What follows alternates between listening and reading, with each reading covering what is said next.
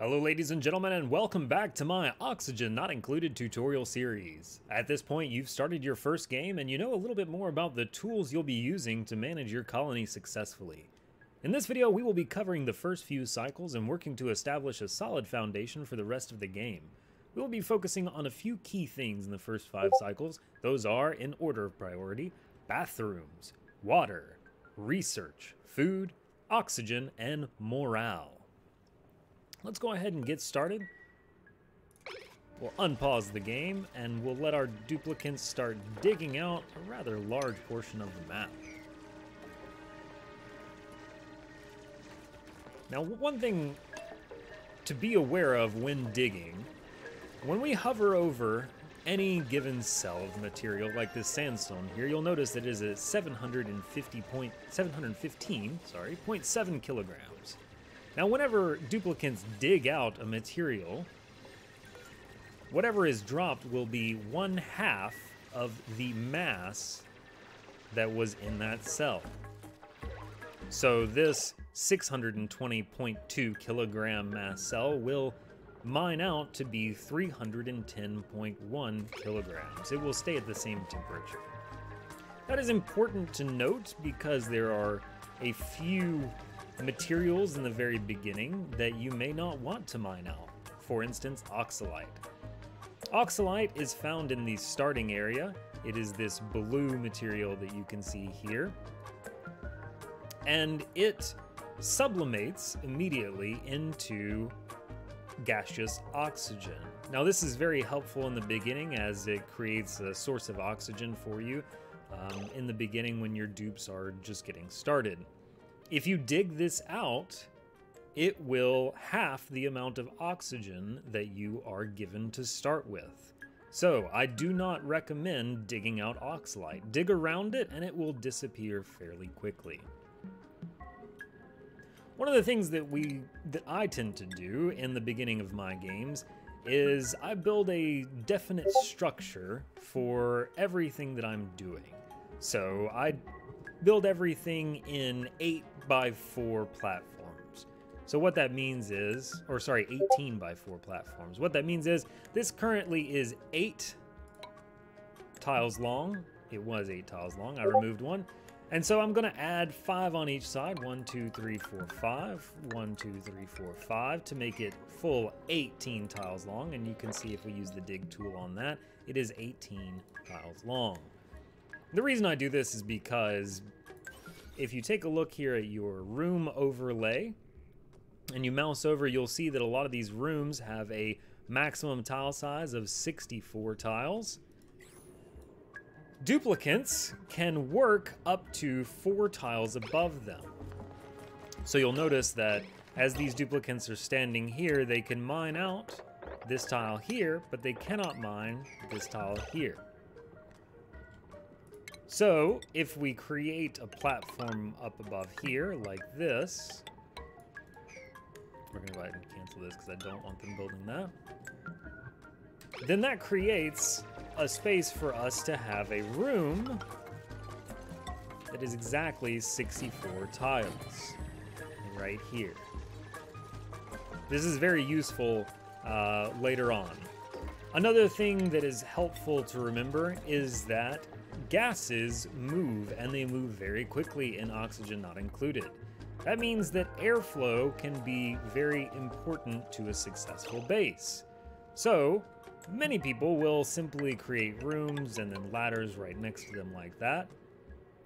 One thing that you need to know is that you don't necessarily have to have everything right next to each other. Duplicants can jump one space. So if you create a platform, a space, a ladder, a space, and then another platform, duplicants will be able to travel and air will be able to flow without any issues. This is typically how I design all of my bases.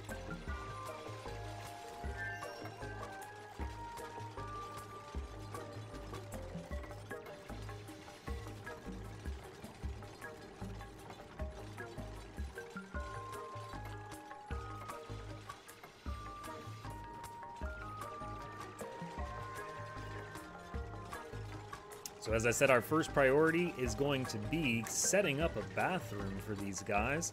Now, because I've only got a small number of duplicates, I am going to only set up 2 outhouses here for the moment. Now, whenever you set up an outhouse, you're going to need some wash basins as well. If you've got 2 outhouses, I recommend having 2 wash basins.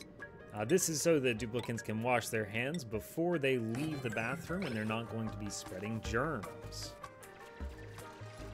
We went ahead and filled in this section here in order to make it a room. If you notice, we now have this as a room, and this is, or it will be a room as soon as this door here is built, and it is a room of 39 tiles. You can see that at any point by just simply clicking the room overlay and hovering over the room of your choice. Now, once the outhouse is built, this will actually change into a latrine, which is here. And you get a morale bonus. You notice that it just turned blue. So we've got our toilets taken care of. The next thing we want to do is go ahead and take care of water.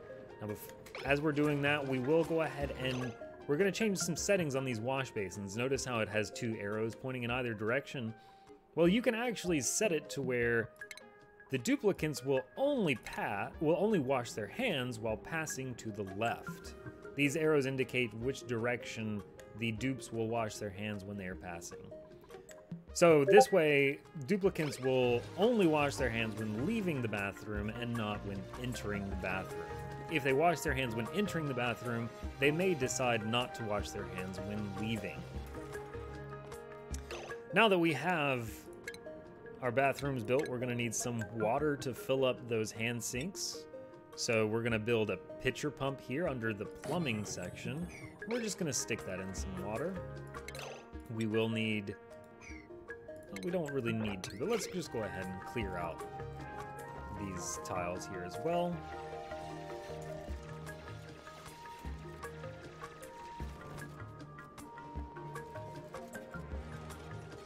I highly recommend trying to have your outhouses in place before the second cycle, as your duplicants will begin to need to use the restroom at the beginning of the second cycle. And if they don't have somewhere to use the restroom by around the end of the second cycle, they may begin to make messes. This will cause polluted water to spill everywhere around them and stay there, generating polluted oxygen that you really probably don't want at this point. Now it is the end of the first cycle. I'm going to go ahead and speed through their sleep. And we will also set up some more digging tasks and building tasks for them.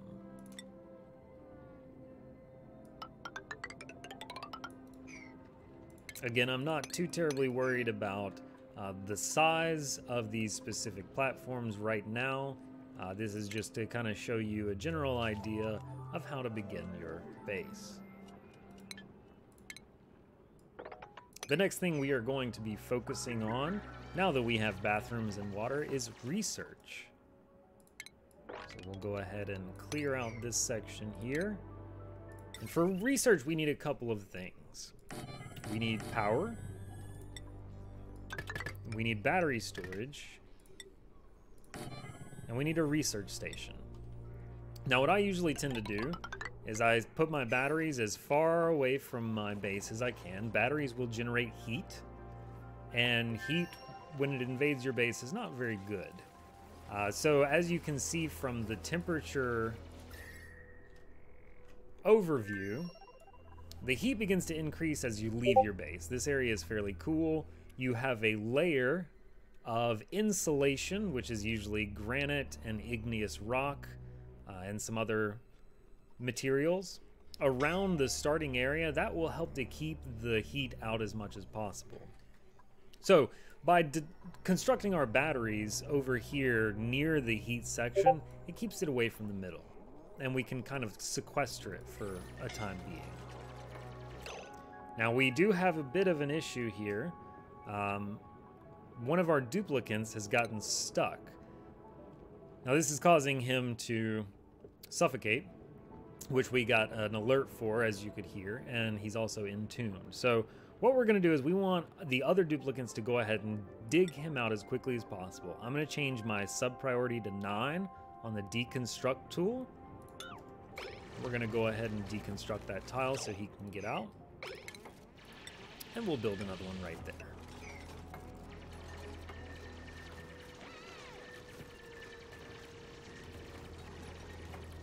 I am going to go ahead and build wires all the way out to here in preparation for our next priority, which is going to be oxygen after food. And speaking of food, I also need to go ahead and assign some dig tasks for this here.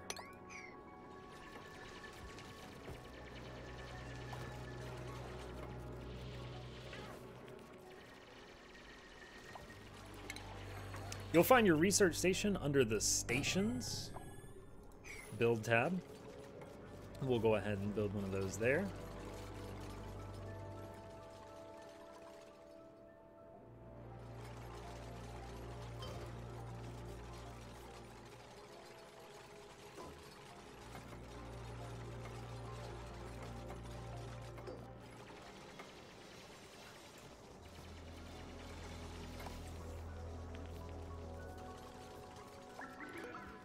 And now we have the ability to start doing research. The first thing I'm going to research is basic farming.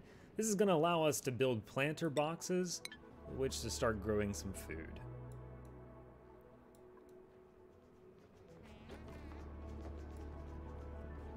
So we took care of our bathrooms on the first day, as well as the water. And on cycle 2, we've taken care of our research station and a little bit of power generation.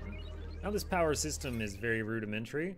You have a generator here that sends power through the wires and into the batteries. The batteries will store the charge and send it out to the various objects on the circuit that need it. If the batteries are storing power, they will lose power over time due to heat.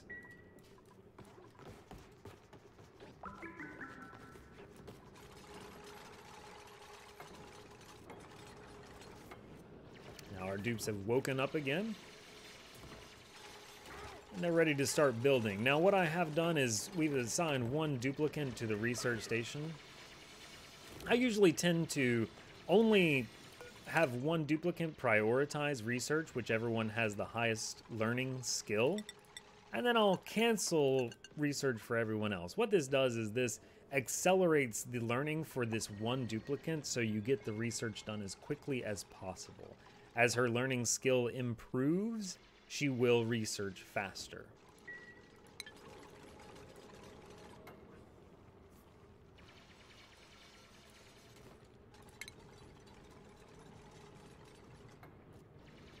Now, as our next priority is going to be food, we're going to need Layra to go ahead and finish with that research before we can do anything else. We'll skip to our next priority, however, which is going to be oxygen. Now we have this handy-dandy oxygen diffuser that we start with. We're going to go ahead and put that at the end of this circuit. Now the reason we're going to do that is it's going to generate oxygen around this point, and the oxygen is going to diffuse out. And so if we put it over here, it's going to take a long time for the oxygen to diffuse all the way to over here. But if we put it right next to this big airflow area, it's going to have a much easier time of oxygenating our base. The oxygen diffuser does take algae, which is this green material that you can see here in your starting area. Once you begin to run out of that, you will need to switch to a new form of oxygen generation. But it should last you for the first 100 cycles or so. Now, the printing pod has alerted us that we have new printables available. Because we are on the Quality of Life Mark II release, we have the option of printing other materials than just duplicants. We can print some coal or some hatchling eggs even. I'm actually going to go ahead and just print a duplicant because I do like to have around 5 to 6 duplicants to start.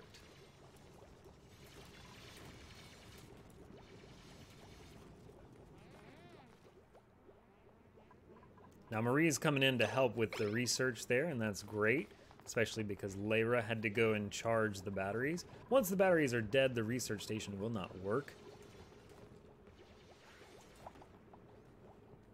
All right, now we've got all this cleared out on the bottom. We still don't have the food because our research is not done, so we will skip to our next priority, which is going to be morale.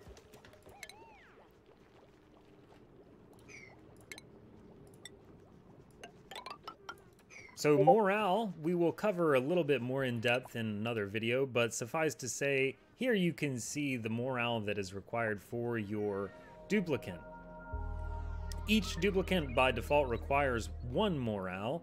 If they go under that morale level, they will begin to generate stress. If they have high morale, it will reduce their stress levels by 10% per cycle.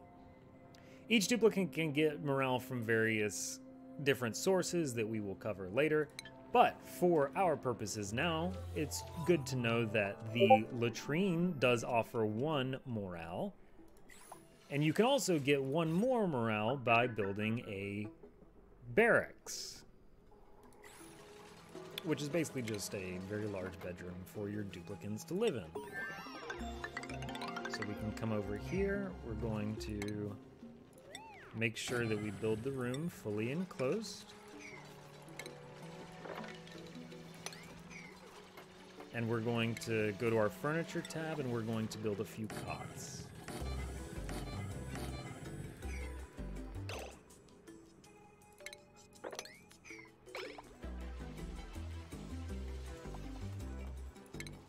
Now that our research is finished, we can also build planter boxes. So I'm going to go ahead and come down here. I'm going to build 18 planter boxes on this row. Now, the first food that we're going to be planting in the boxes to farm is called meal lice. You can see information on meal lice here.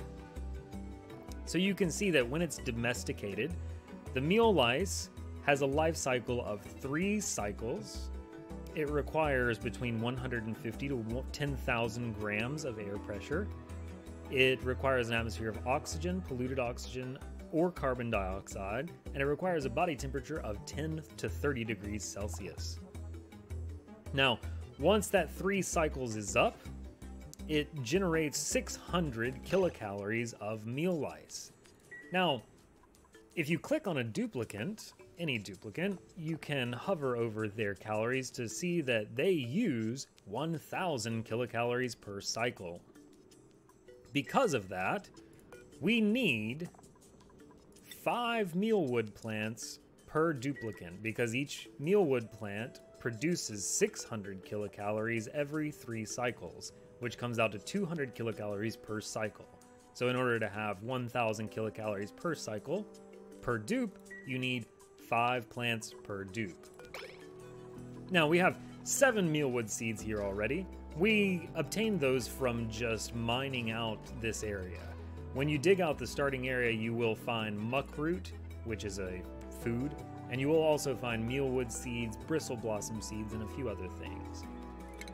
What we're going to do is we're going to go ahead and plant that. We're going to turn the priority up to 9 for this mealwood. And we're going to go ahead and copy that setting to all of the other planter boxes here. Now, because this is 18 mealwood plants, we have 4 dupes and we need 20. So we'll build 2 more right up here. We currently have 26,305 kilocalories due to the nutrient bars that we start with, as well as the muckroot that we have found laying around. And therefore, we have enough food to last us for about 4 to 5 cycles.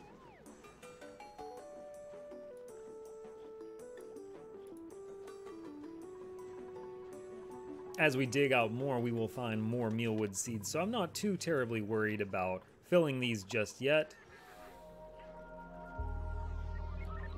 At this point, we have covered our bathrooms, we've covered our water, we have research station, we have food, We have oxygen generation, and we've taken care of our morale as well. If you take a look at our vitals, you can see that everyone has at least 1 morale, and even Marie has 3 morale.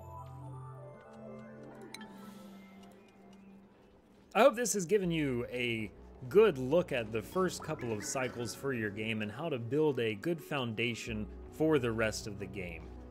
We'll continue on with some further tips and tricks and some more in-depth study of things like the priority system, power, ventilation, etc. in future videos. Thanks for watching, and I hope you all have a wonderful day.